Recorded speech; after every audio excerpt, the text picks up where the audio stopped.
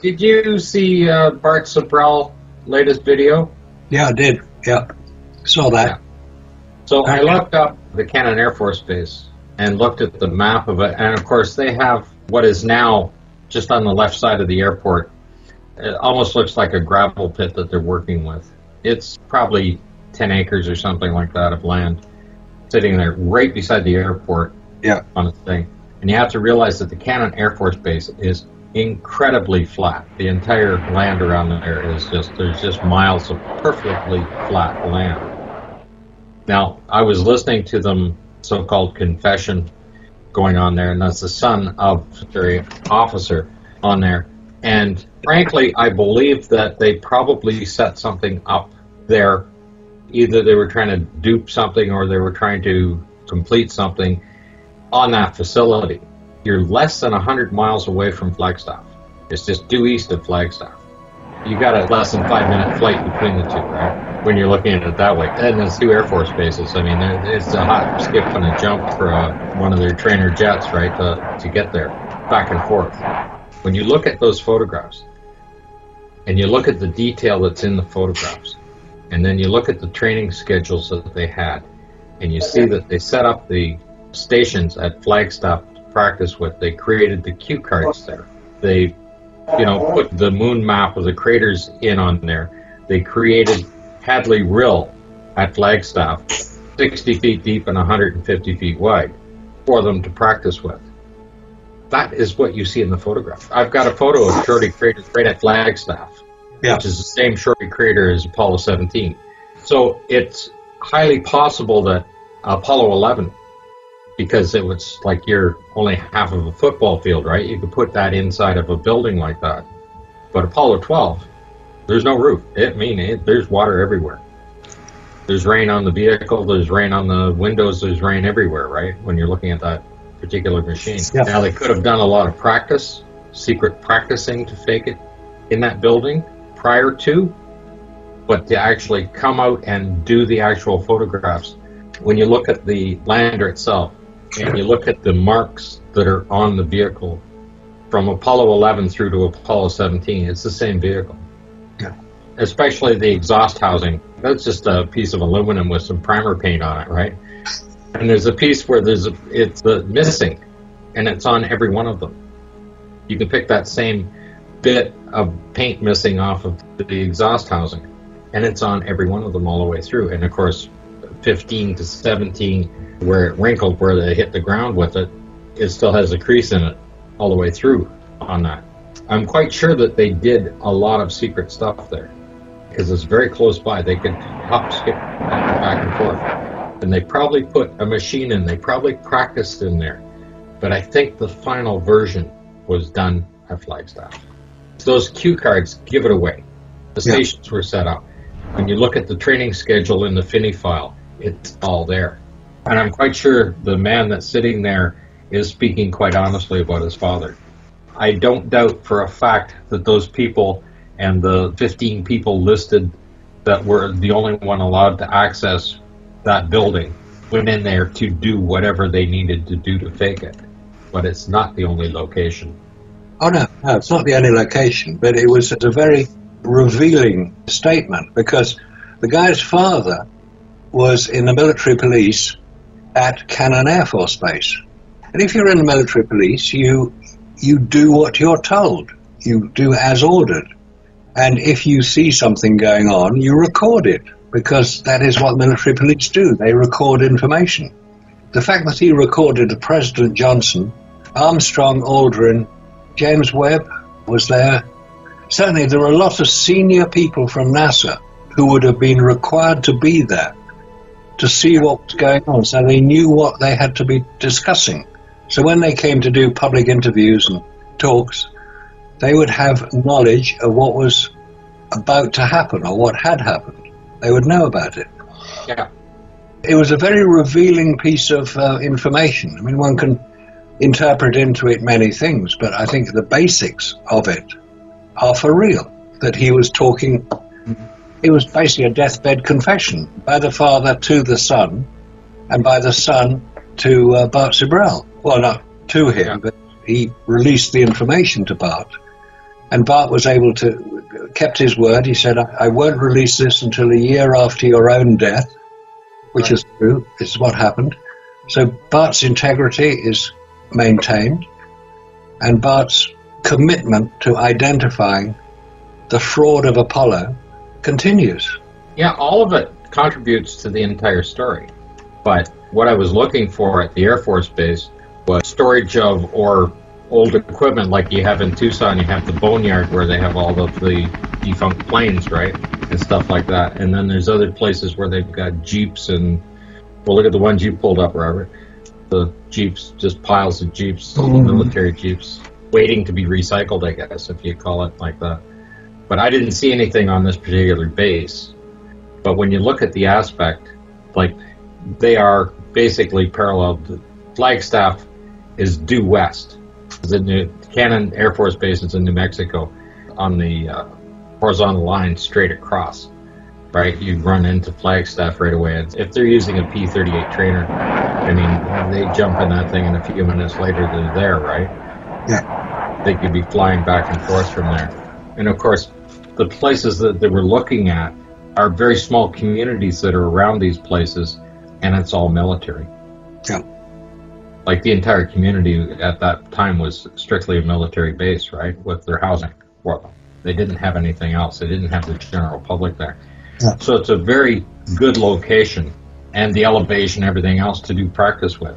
And if they put a couple of buildings together on there, I mean, there's certainly anything NASA and the military have is massive equipment to move Earth if they wanted to set something up, right? Put buildings up the whole 9 yards, and then tear it down. Interesting comment that was made in that film, that there was a lot of construction work going on at Cannon Air Force Base. Yeah. So the introduction of cement powder, which was used as coloring for the lunar surface, wouldn't have raised any questions. No. So it was well done, it was well planned. They obviously wanted to make sure that the average serviceman on the base was not about to question what was going on. Making it appear as if it was part of ongoing construction work was very clever. And not only that, they were setting places up to practice. They needed the type of soil they were looking for. They needed everything else to practice. And anybody that's working on it and say, oh yeah, it's a practice site. You know, that certainly happened. There's no dispute about that. That they used many sites. I mean, Hawaii, Iceland, Arizona, all these sites. Absolutely. And then even Cinder Lake in California. Exactly, yeah. They were using all these things. And then there's Hangar 1 at Menlo Park in San Francisco, biggest indoor building in America at the time. They brought rovers and they brought the LEM and they brought everything to practice with. They were mock-ups, but they still brought no different than the mock-up that you see in the actual photographs without an interior. Yeah. Buzz let that one out of the bag, didn't he? Yeah. Like the story that was told by a gentleman who worked at the Coddington airship hangars in Bedfordshire in the UK, north of London, where he claimed to have seen Aldrin and Armstrong practicing entering and leaving a lunar module. That was never part of the official history, but it makes sense that they were practicing and photographing it because, again, these are very, very large buildings. Airship hangars, traditionally large. They're still there today. They're used by filmmakers because it's quite close to a lot of major film studios in the UK. Yeah. And they're used for quite a few large interior shots. Those hangars are absolutely gigantic to put an airship in. Yeah. Realize the people that saw them, if they were in full dress simulation, they saw them in their so-called spacesuit. Yeah. Right? But those are practice spacesuits. Yes, they were. They weren't walking around with 180 pounds on their body to practice with. Well, how do we know that they weighed 180 pounds even if they were for real? When we're told this. The NASA documents claim that. But the practice suits would have to be a whole lot lighter. And it's the practice suits that are in the museums. Yep. Because you can't pressurize a zipper, can you? You can't pressurize those suits, and those quick lock connects, everything else were convenience to put them on and off. And it still took several people to put those on. Yeah. How did they do it inside the confines of the lunar module? were only two of them. I still haven't figured out how they got those tape-on diapers that they had, how they exchanged those unit handles. Trevor Weaver couldn't do it. No, that's true, he couldn't. Him and his neighbor, remember they went into the tool shed, measured it out, and put some plywood up, and then tried to put backpacks on, and they couldn't do it. So how are you going to do that with two spacesuits on? Here's another thing that was interesting when I saw this video on Tubi, and it was about UFOs. But the last 15 minutes were just on Apollo, and I was showing Scott some of the photos. But the photos are not what we're talking about here.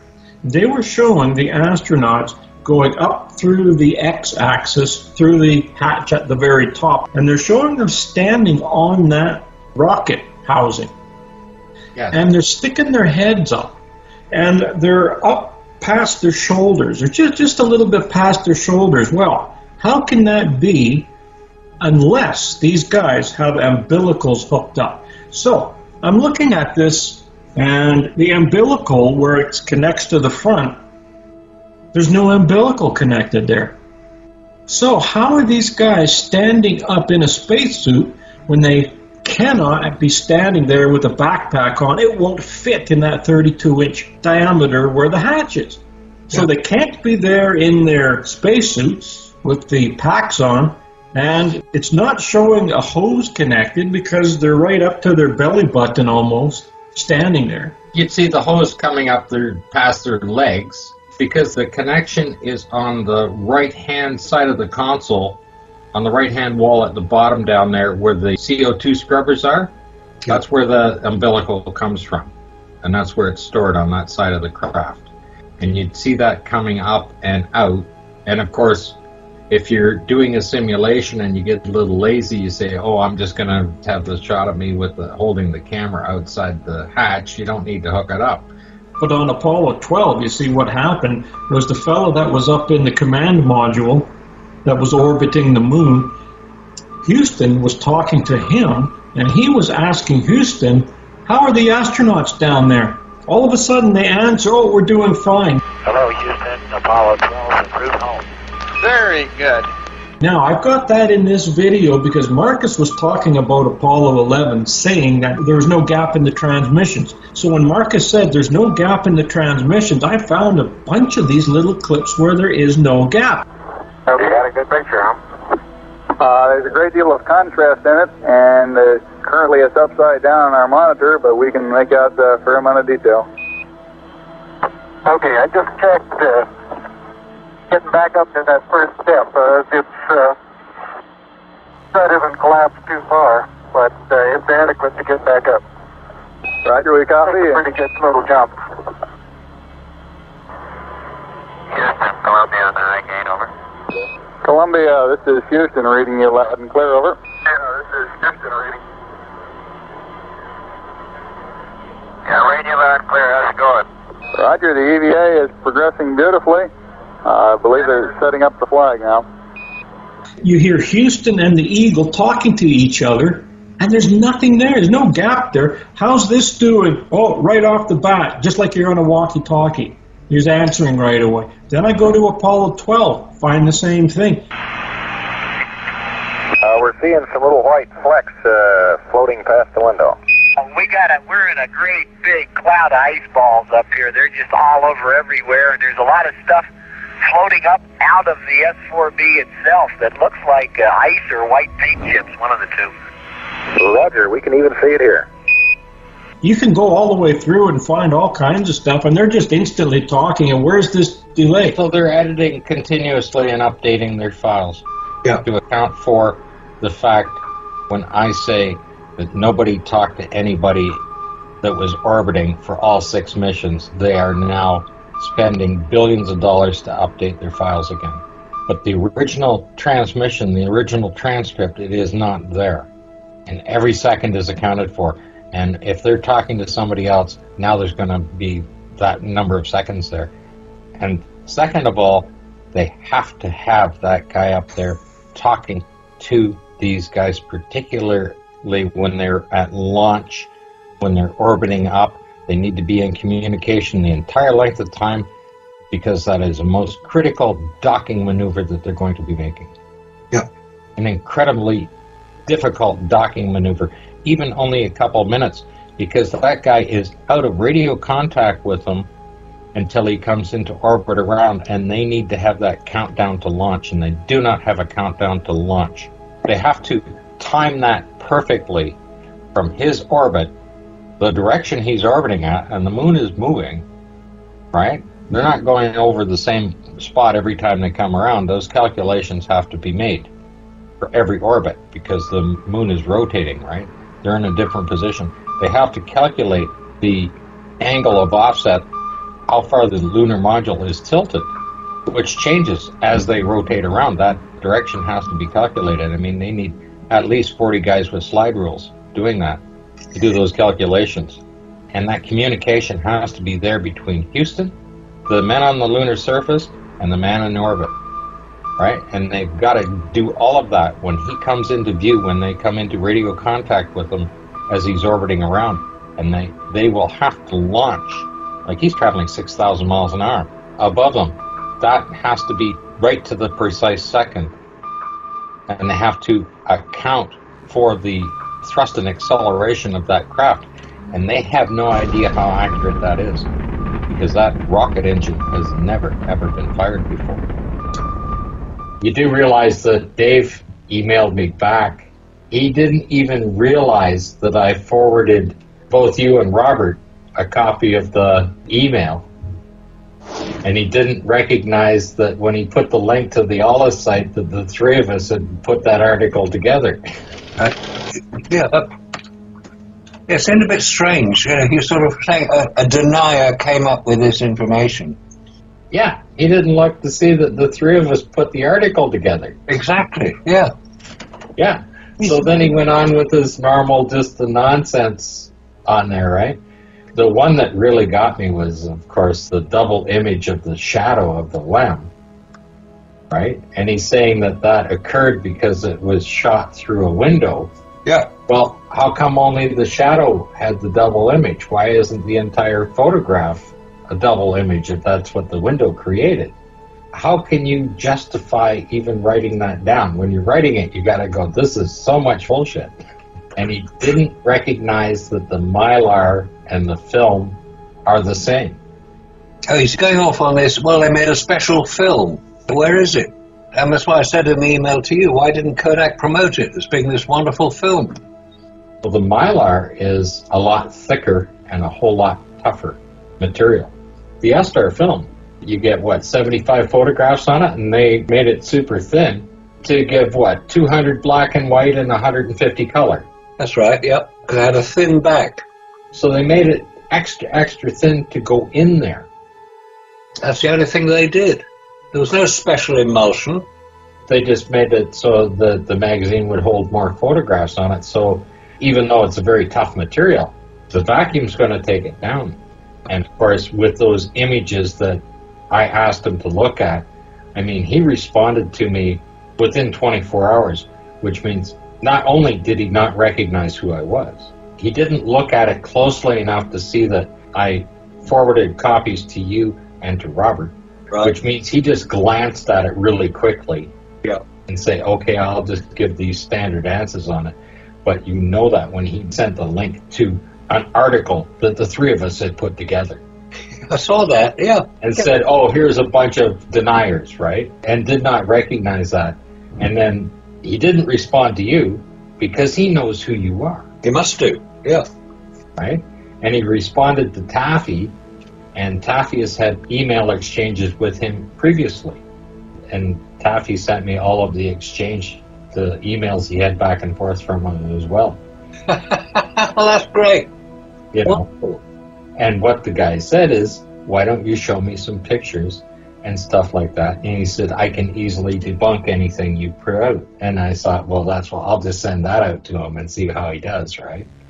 The wet flag's in there, and of course they just simply say, well, I can't see it. You can't see what you don't want to see. I know damn well he can see it, but if he actually admits to it, like, you imagine how hard your mind has to be to stay on track and say, you know, all of this stuff worked and they go to the moon, and it's right there.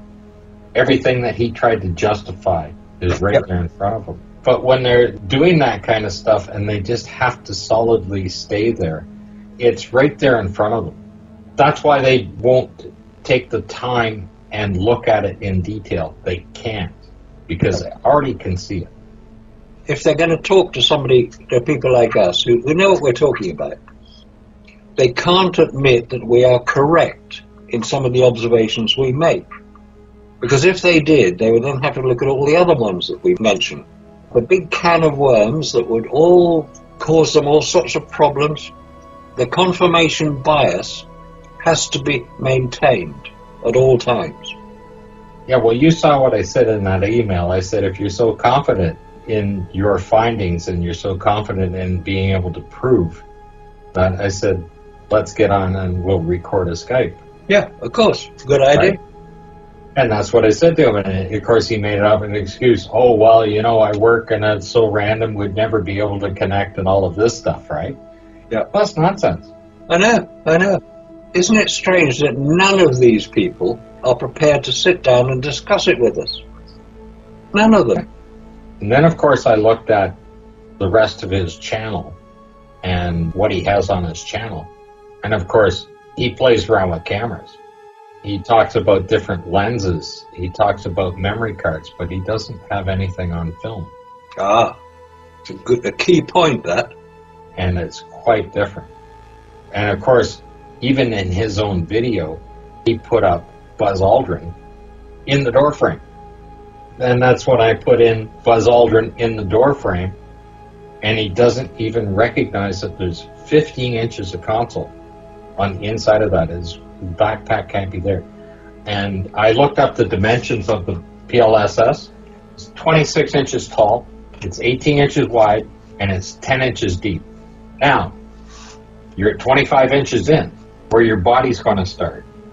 There's only 36 inches in there before it comes up 18 inches where the engine and the housing of the engine is. You're standing into that position in there, and now you've still got the width of your body, and you've only got 9 inches of space. It won't fit. And now the floor comes up 18 inches, and the exhaust housing, I think, is another 24. You're right up against that, and now you've got to curve backwards. Your helmet has got to come down. It's going to be laying right on top of that engine. Yep. And now how are you going to arch your back with the PLSS on it to get around that curve to come out? The only way they would have been able to do it would be to sit down and have their legs out in a sitting position and slide out on their back to get out of that thing. And that's just with one person in there. Now you got to have 2 people tucked in there. There's no extra room in there for anything. But to try and curve that around, you can't possibly curve your back to get out of that if the engine is there and the console is there. Yeah. It just didn't happen. Roberts found a video of them in a practice with a guy in a suit and 3 guys helping him to get in the door. Really? 3 guys? 3 guys to get him in the door, to help him get up in there. And he did not have a PLSS on. Just had the suit. It's just unbelievable. It's madness. It really is. And the idea that anybody can wear that PLSS, which is quite big, it's quite bulky. You just described the dimensions of it. You've got the internal components of it above the door, which stick out, 15 inches? 15 inches. The entire console sits at 15 inches. Yep. So the console's 15 inches, but he is directly in front of it. And quite vertical in his stance. That console's only 1 inch above the door. Yeah. He would have to be in 15 inches. Then the PLS. Yeah. And it's only going to leave him 9 inches left before the floor goes up. Be in that position. There's no way he's going to be able to turn and get out that. Yeah. No way. But because you sent the internal dimensions of the LEM to show somebody that it was difficult to do it, they obviously didn't examine it properly. He didn't look at that at all. No. You're just saying something about the angle of the door. He just said he's on his knees, and so he's in an upright position. Well, we can see that. That's not rocket science. But the console's in the way, and that he just ignored it. Yeah. But having sent him the illustration of the internal dimensions of the LEM, you'd have thought he could work it out if he'd wanted to, but he didn't. No, he didn't want to see that at all. Yeah. That's where Peter Bassett just ran scared, right? Nobody wants to hear that that's there. That is one of the probably the biggest pieces of evidence, because it shows that entire thing is nothing more than a prop. Yeah. And then everything else makes sense. That brings us to Gary Fohn. His video, I mean, his knowledge of Hasselblad is unprecedented. His Right. use of the cameras, everything else, the knowledge of the film, and in his videos when he's describing together the little slide that has to be in there, the cover on it, and how to attach the thing. Yeah. And then you look at the photographs now. Obviously, they gave him a camera that was prepared for the Apollo missions. Not only when you look at it, they used that camera. It's well used. It's got scratches. It's got whatever. It's got big arrows on the thing. But in the 1960s, I mean, I went to school with a couple of kids. Their parents were jewelers, right? And both these guys went to school and became watchmakers and jewelers. The precision work they did to repair people's watches, you know, basically the stems, because they wind them up and they twist them too far, they break the spring, they did whatever, and these guys would be fixing them. But the precision work, I mean, I'd be sitting in there talking to my friend, right, while he's repairing watches and, you know, cleaning other jewelry and stuff. You take a look at what they did on that Hasselblad camera when they put that extra little tab on there so that they could slide the shutter. I mean, they could have taken it to any jewelry shop and they could have done a better job. Of course they could. That's very large compared to a watch, what they're working on. But the precision isn't there. And I mean, a Hasselblad camera is a precision instrument, as highly precise on the actuation of everything inside, as well as any fine watch would be made. And yet they put these things on there. It was just like an afterthought. But they have one of their local welders at NASA just grab a hold of a thing and knock it on there. Yeah, but that point he made about the aperture and shutter rings being welded together, so you move one, both move together. Technically that is right, but the point he was making was that if you're going to take photographs in lower light level, you've got to adjust the aperture to a different setting than it would be for full sunlight. You know, let's say for the sake of argument you're shooting at 125th at f11 for full sunlight with the Kodak Ektachrome film, that'd be about right. If you're doing it in the shadow, like the Aldrin coming down the ladder, you've got to adjust the aperture irrespective of what the shutter speed is. Shutter speed could stay at 125th, but the aperture would have to go to about f5.6. If they're both moving at the same time, which I don't think they were, because I've actually handled a replica Hasselblad Lunar camera. I've done it on a TV program. They're not linked together. You can adjust the aperture, you can adjust the shutter speed, you can adjust the focus independently of each other. But the one that he had didn't have that capability. That particular camera is compromised in its ability to function. Yeah. Like you said, in low light capabilities, that camera will not work. It's compromised. Yeah. And now we come back to the cue cards. The settings for the camera are in there. That's for them to practice with. But when they're practicing, it could be a cloudy day. You know, you've got to adjust the camera for the light conditions. Right. But you see the camera that he used claims to be made for the Apollo missions, and it's a used camera. You can see that it's well worn. It's got scratches, it's got everything all over that thing. They must have been actually using that camera to practice with. They could well have been, yeah. Supposedly the astronauts took them home with them to photograph their barbecues and their family, so to get used to handling it.